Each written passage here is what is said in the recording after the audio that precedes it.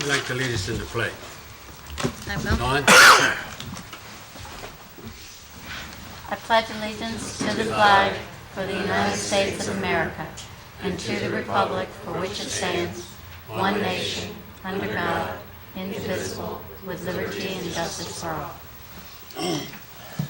As always, we read the mission statement. The Calvert County Board of Education ensures excellence in education for our students through vigilant oversight, sound policies, and meaningful community engagement. And next we have adoption of the minutes. Do I hear a motion? Motion to approve. Mr. McConkey? Second. Second, Mr. Shinelli. Any discussion? All in favor indicate by saying aye. Aye. Those opposed, motion carried. Second, the adoption of the minutes. Do I hear a motion? Make a motion to approve. Mr. McConkey moves. Second. Mr. Shinelli seconds. All in favor indicate by saying aye. Aye. Those opposed, motion carried. Next, we're at the open forum. Do we have any? Ms. Rock? Ms. Russ? Yeah. Welcome. Good afternoon. Dr. Carroll, members of the Calvert County Board of Education, Ms. Highsmith. The last time I was here, I talked about sending a survey to elementary school teachers about the Common Core. How it was going with it, what was going on, how much money they were spending, did they have materials to implement the Common Core? I have those back, and I am going to send members of the Board of Education and Ms. Highsmith, of course, copies of this survey so that you can get along with the teachers, of course. After you look over this survey, it'll give you some idea of what's going on, how teachers are feeling, what they're doing, etc. I'm inviting you to the CEA office on Tuesday, February 25th, to talk at 1 o'clock, and you will get an invitation via email to talk with some of these teachers about, these are anonymous surveys, so you don't know, who said what. But it'll give you some idea of what they're dealing with. Some of the things that are happening, and good things happening in the classroom too, but some things that they are in need of. So I think that I'm also inviting the Calvert County Board of Commissioners to come on that day. I am hopeful that it'll give you a deeper understanding of what is going on, and believe me, to have a deep understanding of what's going on right now is huge, because to have any understanding of what's going on is huge, quite frankly. With the Common Core. And again, I will send you an email invite. So I hope that you'll be able to make it. And I'll try to make it short and sweet, but I think that it would be a real educational experience for all of you, except probably Ms. Highsmith, who knows quite a bit about it already. In closing, I would strongly suggest that any money you receive beyond your current budget goes directly to provide teachers and staff a decent and reasonable salary increase. And I want you to think about that. And of course, I'm always available if you have any questions, and thank you very much. Thank you. Okay. Nancy, Ms. Highsmith, your superintendent's report? Yes, I'm very pleased to recognize our high schools for our graduation rates. For the 2013, our four-year cohort overall for Calvert County was 91.75%, which is almost at 92%, and we've been holding steady for the past 4 years. So I'm very pleased with that. Our African American cohort, there was a 5% increase, almost a 5% increase, from 84.49 in 2012 to 89.04. Our special education cohort, 71.95. That's up 3% from the year before, 68.67% for 2012.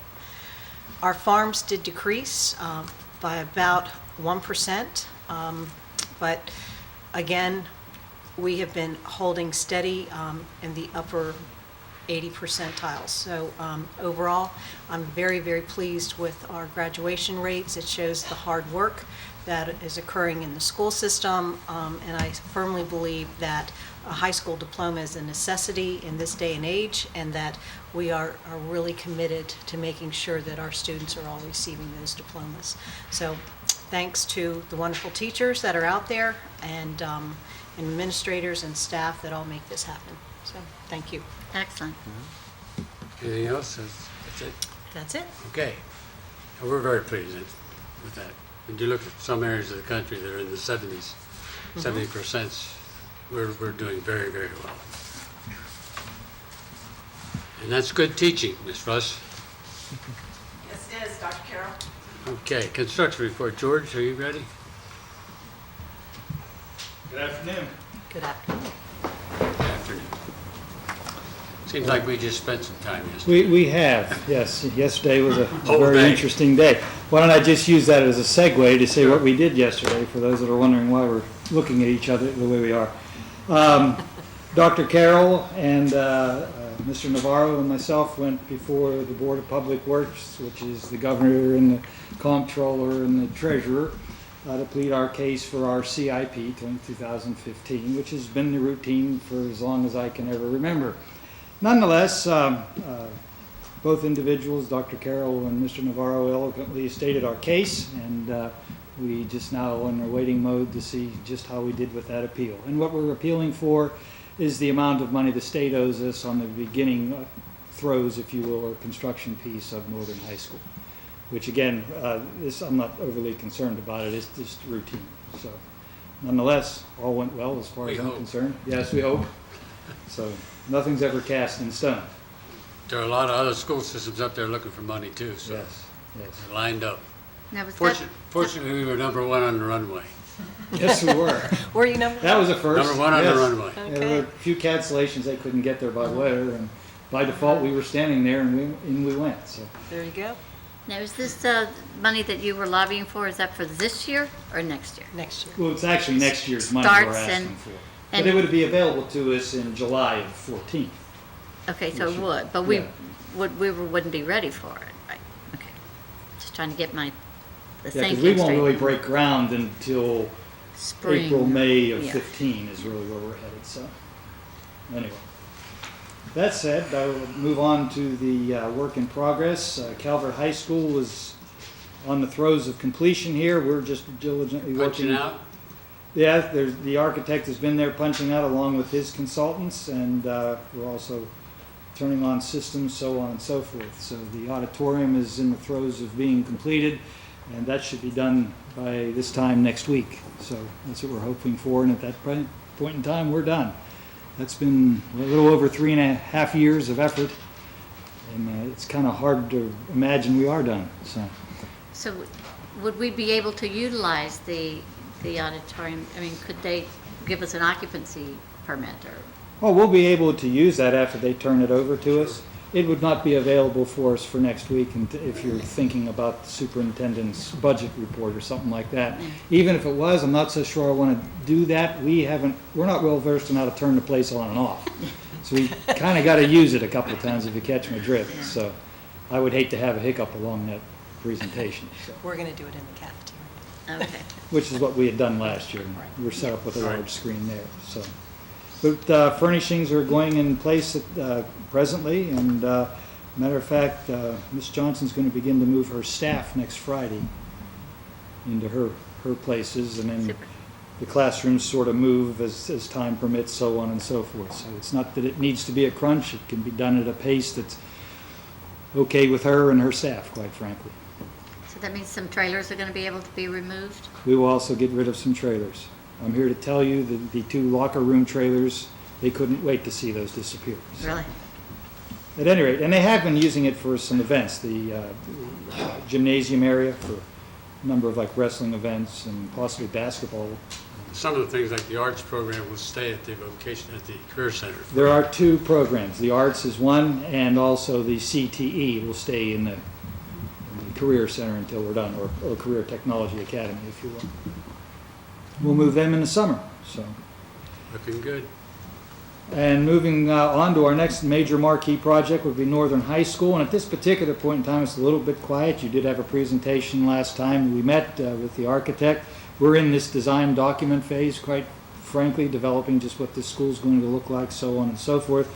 And I think you had a reasonably good snapshot at that particular point in time Good where we're presentation. headed. So we're pleased and rather excited about this. That design development phase, we will turn into the state at the end of March, just in case you're interested. So. That said, Mutual Elementary School, that particular project is in the bid phase. We'll receive bids on that next Thursday. Southern Middle School is the same thing. That's the gymnasium HVAC. We'll receive bids on that next Thursday. And then the Sunderland Elementary School, that roof has been designed. It's up at the state for review at the moment. Once we get the okay there, we will bid that also. And the Huntington High School sewer project, that's just ongoing design at this particular point in time. Any questions on projects to date? Is the Huntington High School design work going the way you expected? It seems like it's been in that category for a while. Well, we've had 2 years. Once the state said, this is what we want you to do, there's a survey piece that takes a while. Okay. We've had the survey down the entire path of what that's going to take, which is part of Route 2 and Cox Road, right down into Marley Run. That all had to be surveyed. Okay. And then we have to wait for the utility companies to tell us what they have in the ground, and that's never quite as quick as you hope. That's where we had to pay a fine, right? Yes. So, but we're holding our own now. The plant is operating as permitted, and everybody seems to be quiet Really? there. So. That said, I have a bid for your consideration, if you will, from Superintendent Highsmith. This is for the geotechnical survey work for the design purposes that we're doing at Northern High School. We received bids on this from 6 qualified firms. The recommendation before you is to award the contract for these services to ECS Mid-Atlantic LLC in the amount of $26,374.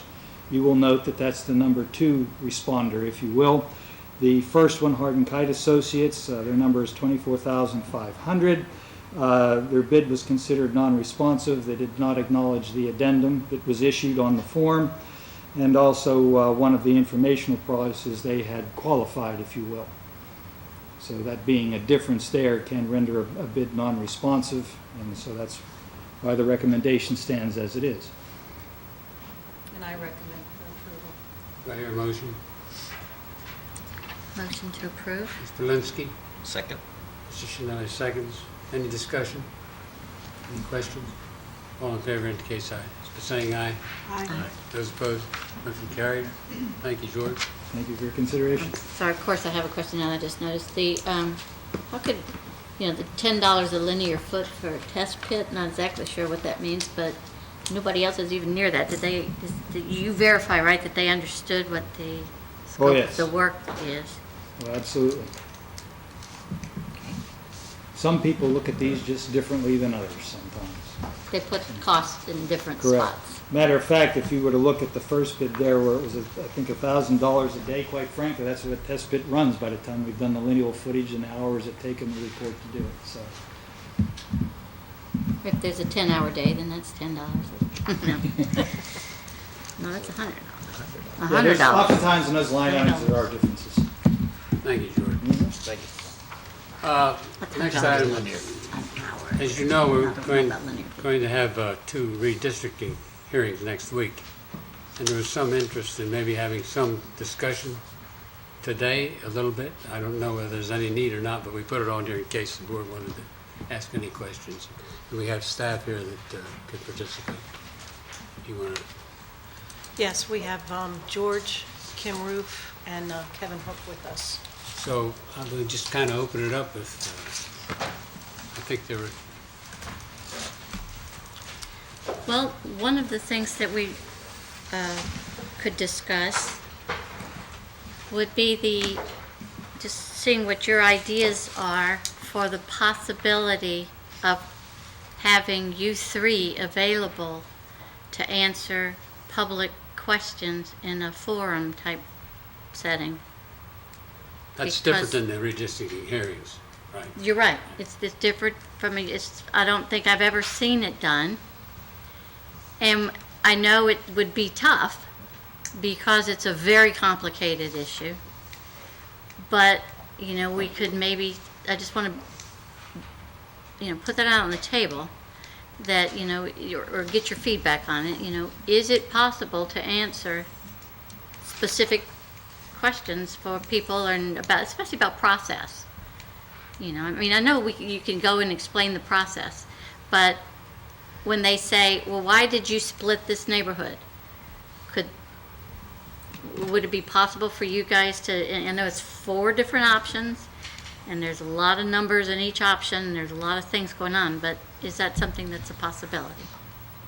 Well, I think you probably want to go back and take a look at your procedures and how the procedures are written in terms of what the procedures say that the board follows in terms of redistricting, and because it doesn't say anything in there about a public forum such as that. It talks about a public forum where the board, Right. and that's directed by the board. So that would be outside of the, And we don't even Understood. answer questions at that. Really, do it? No. We just listen to what they have to say. Correct. Yeah. That's right. And we see a lot of emails now that are saying, I don't really know why the boundary was put there. If I understood that, then maybe I wouldn't question it. So basically, it's to give more transparency on some of the decision making. And I just don't know if that's physically possible to do, because you had a committee of how many people? it was a committee of 7, a representative from each school, representative from CAC, several representatives, one from the county, one from the town, the 3 of us, a people personnel worker. I think all told it was close to 20 of us, I think. When you take a look at all the agencies that were involved. So, our committee is seated by the superintendent. So whatever the superintendent says she needs for us to do, ultimately that's what we're going to have to do. So, it has not been done, to my Right. knowledge, Right. in this school system. Now, I've only been involved in 2, 3 redistrictings. They've Well, the public's somewhat had followed chance. the procedure. The public's had a chance to provide comments written anyway, and your committee's heard presentations, right? Well, the public sends comments to you all. Yes. Right. We've had people call us that we have answered questions that they've had. They've called us directly. Kevin's talked to some about map questions. I've talked to some about numbers questions, transfer questions. So the public has contacted us individually. I do know that they have sent letters, I think, or emails to board members, because that's all part of the collection process. The one thing that I believe, if we go back and look historically, at least over the redistricting, the 2 redistrictings prior to this one, that when questions did come in, they were usually disseminated to staff, whomever that would be able to answer those questions. If they were phone calls, we returned to phone calls. If it was an email, we usually tried to respond by email. And then we put a FAQ on the website for people to take a look at for frequently asked questions. And everyone, your contact names and numbers are on there, right, as far as if they do have specific questions. I think right now on the website, it has the questions being directed to Miss Maxey, I believe. That's correct. Isn't that what it is on the website? And then Miss Maxey has been forwarding those questions, or people have just been calling Department of Student Services, and then we've been, divvying up whomever would be doing that.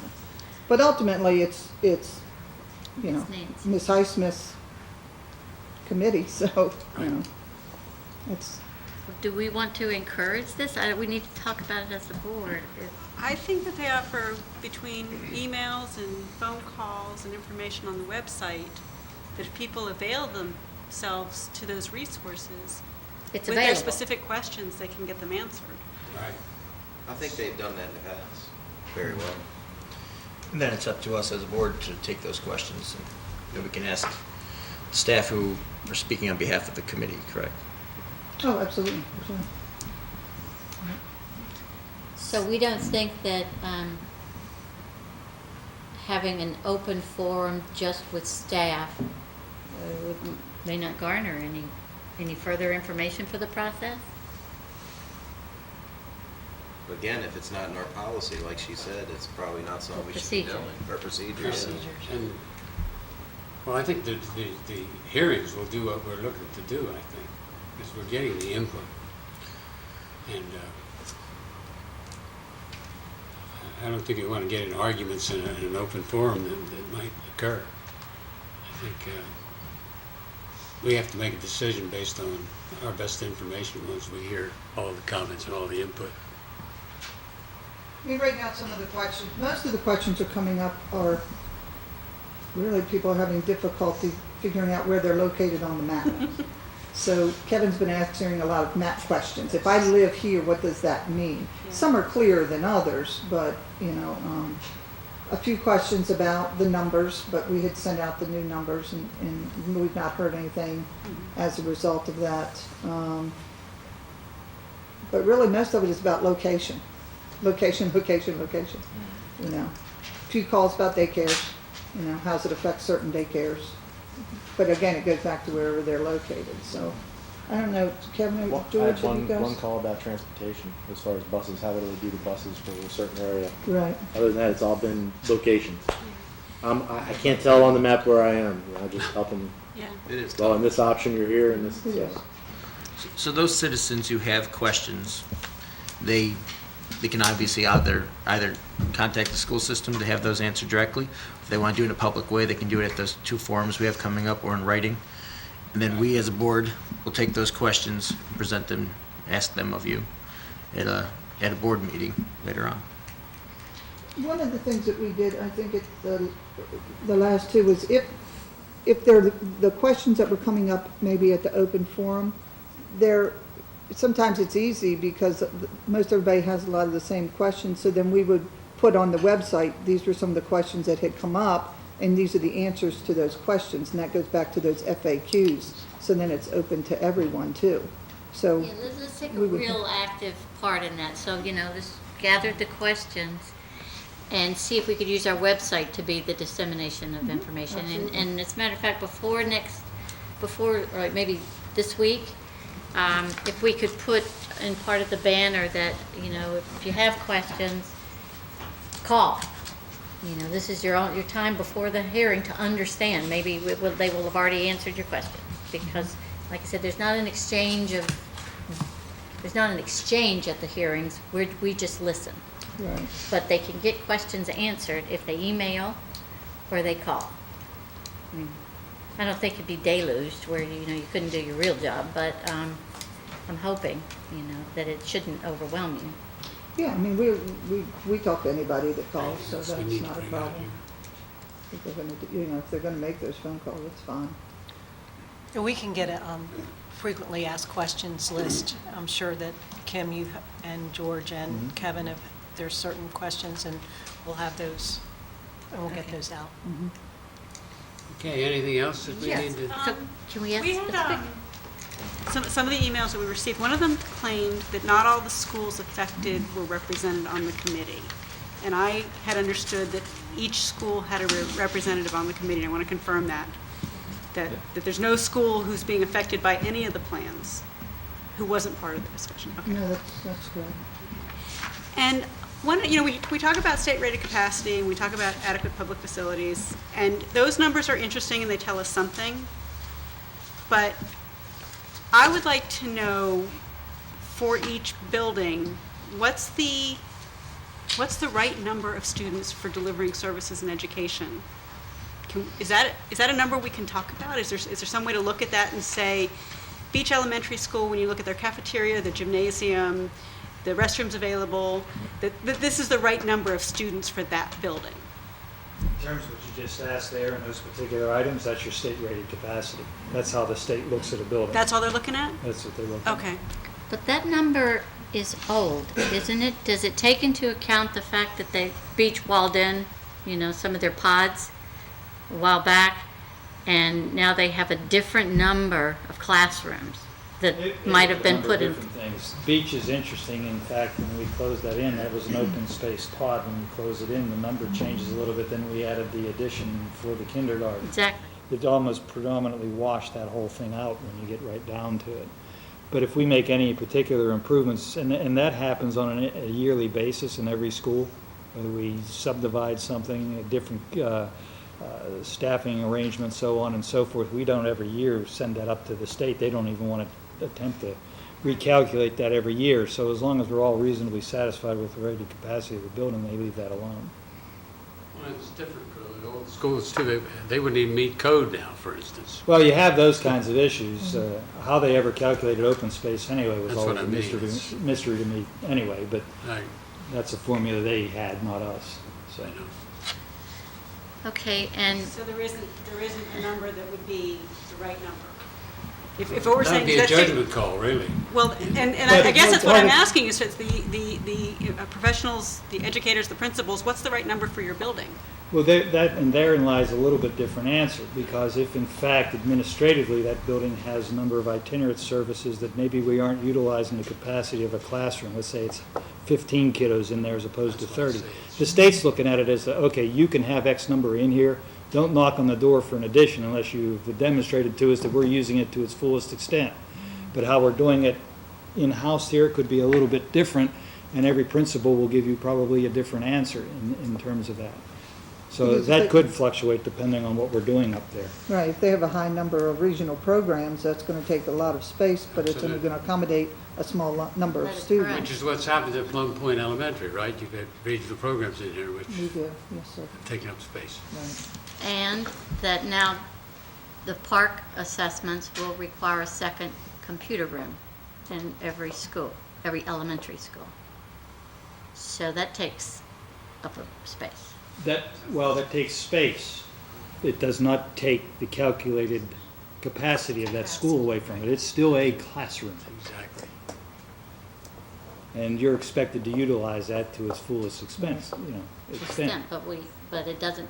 Sometimes can't it be doesn't used for render a second that, grade- and common second grade sense class. leads you to a different approach here, and we would do that, but nonetheless, That's why I state rated say it's- capacity is just based on, here's a classroom, it's X, and there's a number of them in there, and there's your, That's why I say it's a judgment call on how that principal uses that school, us, and us. and us, yeah. And that's a much softer number to have Sure. to try and come up with than what the state rated capacity number is. But I think that the opinion of the principal of what their school can sustain would be an important thing to think about as we consider redistricting. But that's not going to be a number there's no way to get that number, I guess is what I'm hearing. That's more of an internal type thing. Okay. Well, and the principal's gonna have to make it work, however they can, They all say that. They say we will make whatever you give us work. right. But whether that is equitable or not, we're trying to achieve equity, and we are trying an equitable allocation of resource, and we're trying to achieve moving as few impacting as few families as possible. And it's hard. It's a hard decision.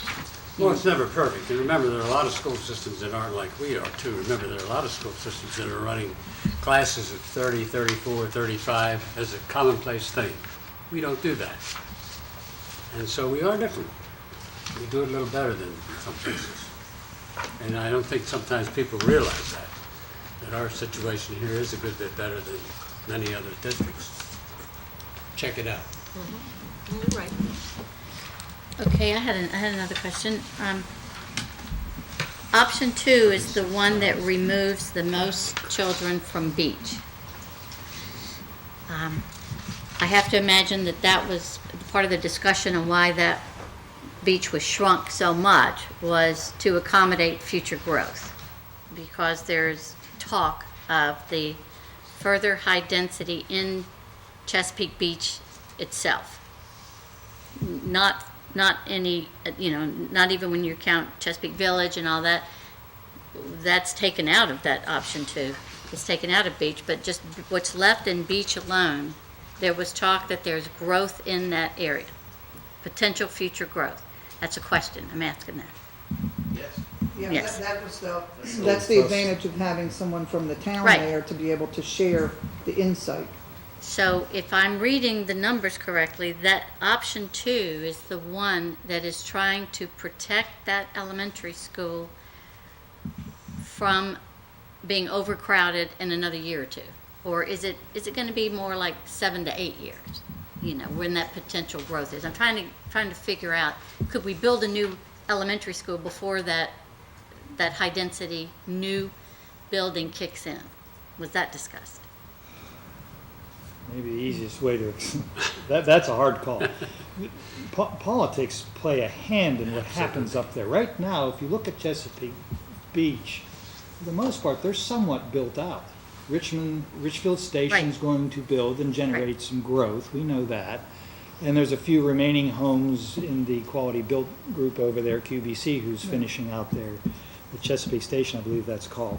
But you also have some others that are in the wings, sort of waiting to see what the political climate might look like over in Chesapeake Beach, because there, if you recall, a couple of years ago, there was some interest in some properties very close and adjacent to the corporate boundary over there, Right. that if in Wondered. fact it got annexed, look out. You're really going to get a tripling of maybe what you thought that land could render. So if That's in gone fact, away now, right?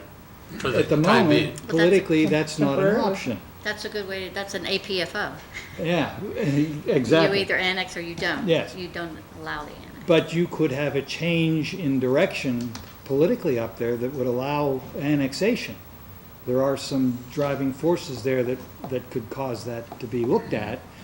And all of a sudden, this all comes back into a picture of how many then and how soon. Current So town council wouldn't do it, but another town council could. another town Totally. council could. So But no, the question is, would the county do it? The county's the one that has to pay for the new elementary school. That's what my Don't know that question. answer. right now, it's in the capital improvement plan for 2020. Right. And of course, it's out there a little bit, but the discussions are there. And remind you that, there's a feasibility study coming up. So at some point in time, when the results of that's all public and everybody's gonna know where we're going.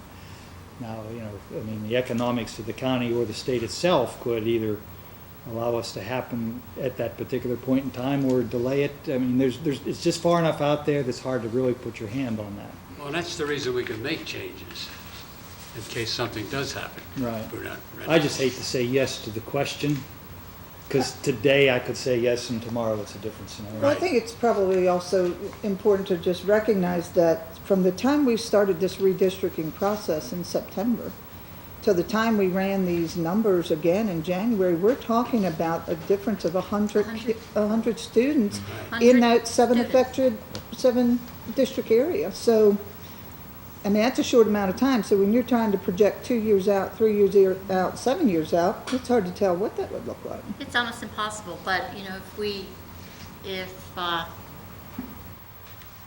if we make the decision today to move as few of families as possible, then we may be back in the same boat in 3 years, 2 or 3 years.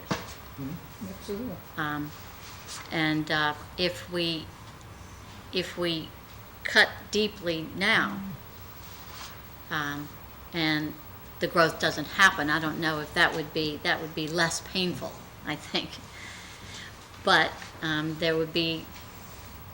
it's hard to do that. That means that we would have to move more families this time around. Well, we want to move as few as possible, I can tell you that, in my view. That's my opinion. Right, so if we took the knife, made the deep cut, and moved 285 kids out of Beach, most of them would go down to Plum Point, which would put that facility over, and per your plan. It would have them at 108% of state-rated capacity. You wouldn't have to move that many, I don't think. Depends Well, on, you'd have to cut neighborhoods then. Is the idea, No. is the idea for option two going over the state rated capacity, is the idea there I that don't wanna get too far. it's pulling a neighborhood that's decreasing in population? Plum Point Declining. doesn't have a whole lot of potential at this particular point in time. And in a foreseeable future, in the next 5 years out, I could probably hang my hat there. I mean, we're talking onesies and twosies, or a family subdividing a farm or something. Based on what the county was able to tell us for that particular reason. So there's sort of a safe one. So you're saying it's okay to put them over capacity? They may be losing enrollment? If it's a concern administratively, you can always look at these numbers and decide maybe adjust something so that you aren't that high. I mean, that's how the numbers played out based on what the recommendations were, the committees that were putting the plans together. We're not necessarily vetting all of that. That's something we do now. This is something that we need to take a look at. It's perfectly within our purview to say, okay, we like that particular plan, but we're not going to send that many to Plum Point, so where are some of those others going to go? And you can do that.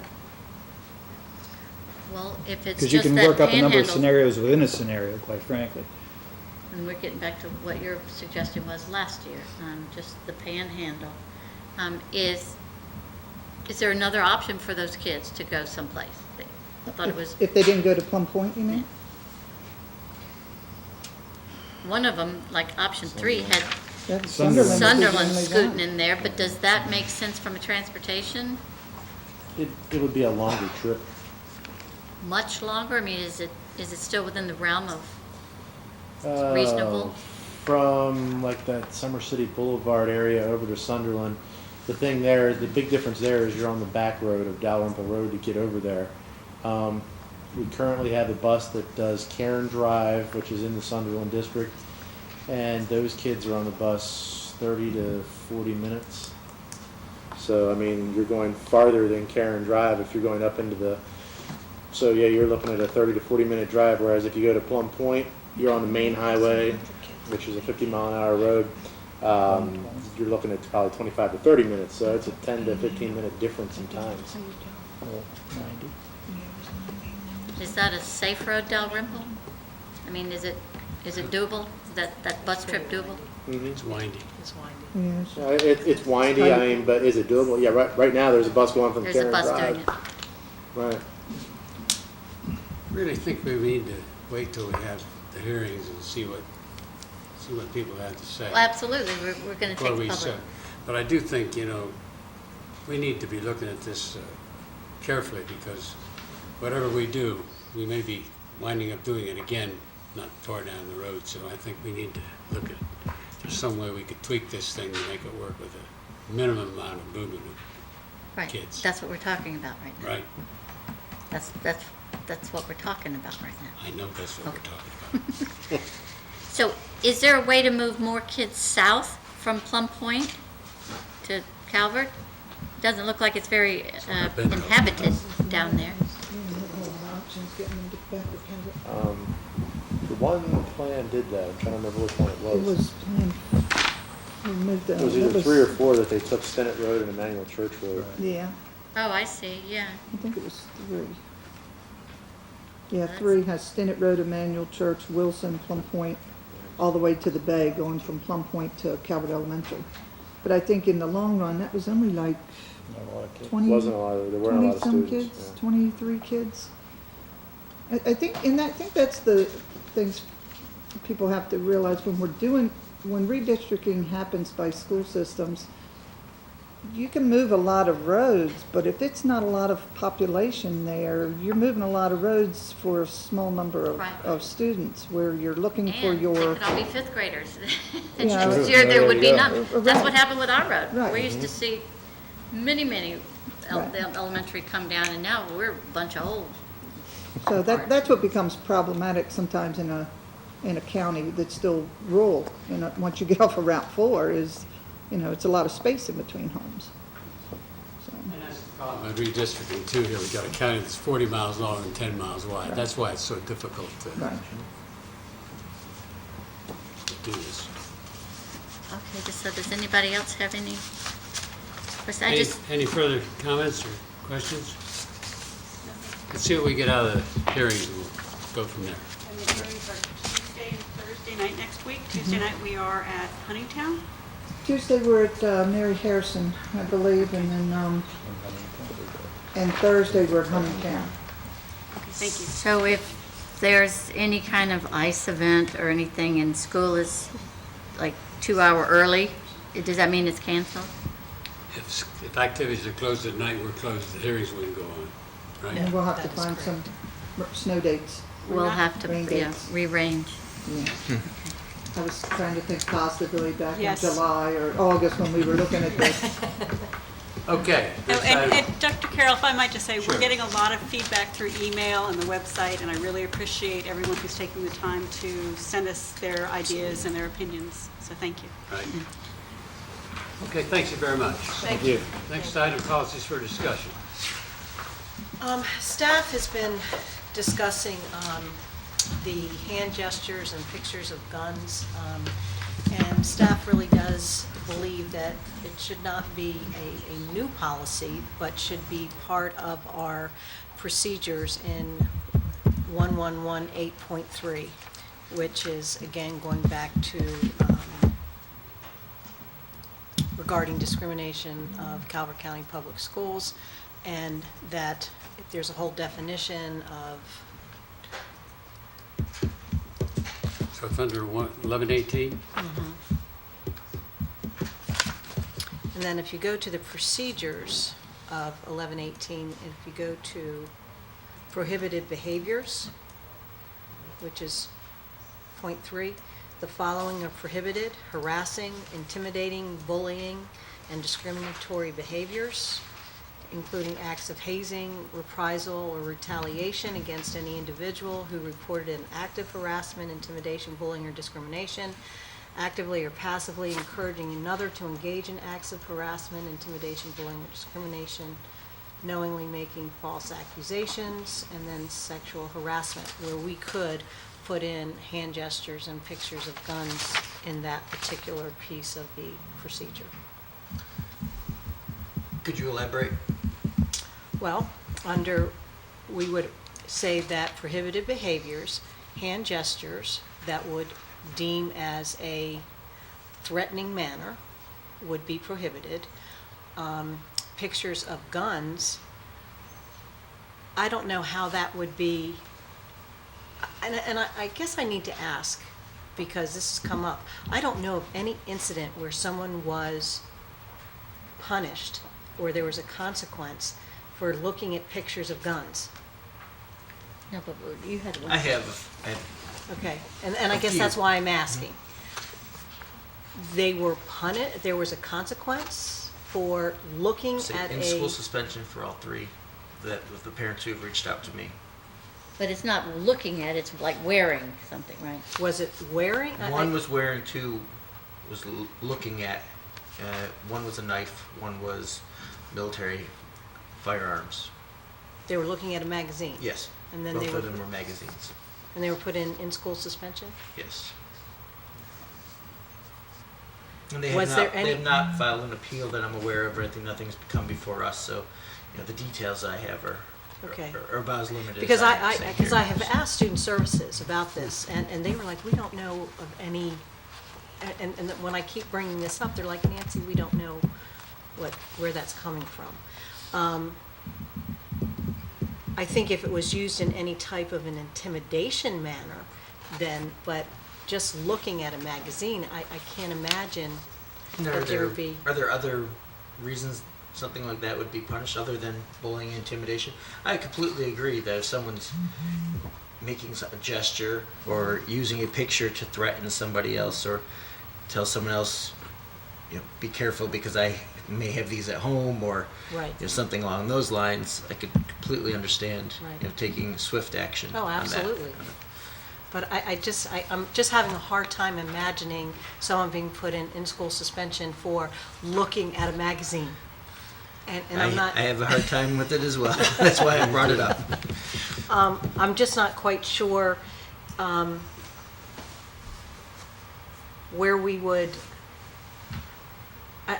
unless we just have to train our principals and our vice principals and say, you know, unless it's an active threat, that, That's what you're saying now is precisely what I've been looking for much of this time. right, If it's not being used in a way to intimidate or threaten somebody, then it should be no how. it may not be appropriate. Right. And, you know, that's a And it might be conversation something you have, that you but say, it's not. you need to Put put it this away. away. Right. This isn't